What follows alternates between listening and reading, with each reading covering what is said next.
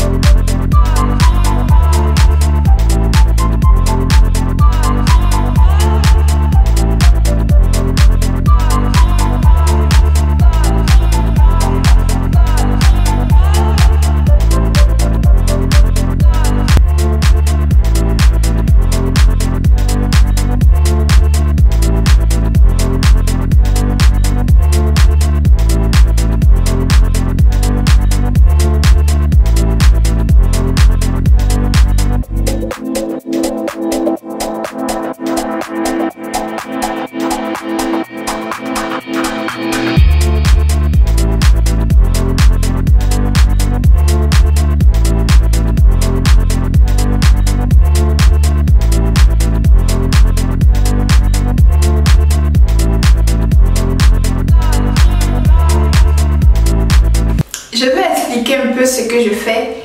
Là, par exemple, j'ai une mèche de cheveux où les cheveux sont pas trop définis. Ça a déjà commencé à beaucoup friser. Donc pour m'aider à bien remarquer la démarcation entre les cheveux en bonne santé et les pointes abîmées, j'ajoute un peu d'eau.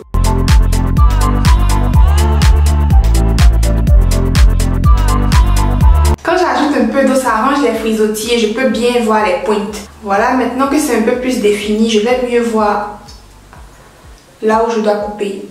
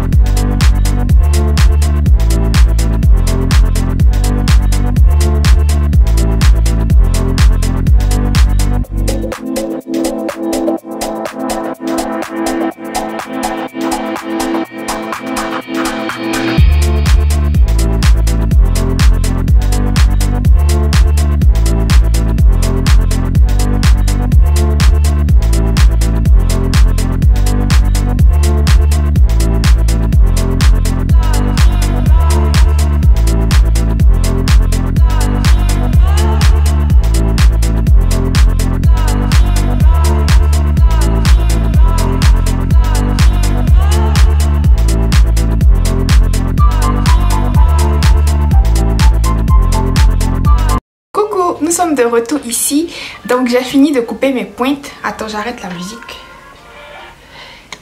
J'ai fini de couper mes pointes et voilà ce qu'on a.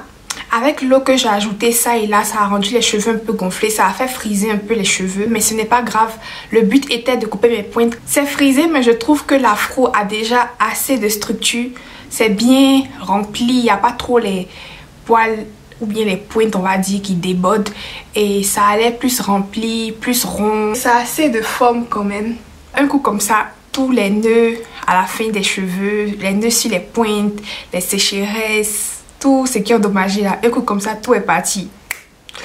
De toutes les façons, ça va tomber. Si vous ne coupez pas vos pointes, de toutes les façons, les pointes qui sont abîmées vont tomber au fil du temps. Donc, comme je disais, c'est pas quelque chose qui est nécessaire, quelque chose qui est trop indispensable, la coupe de pointe dans une routine.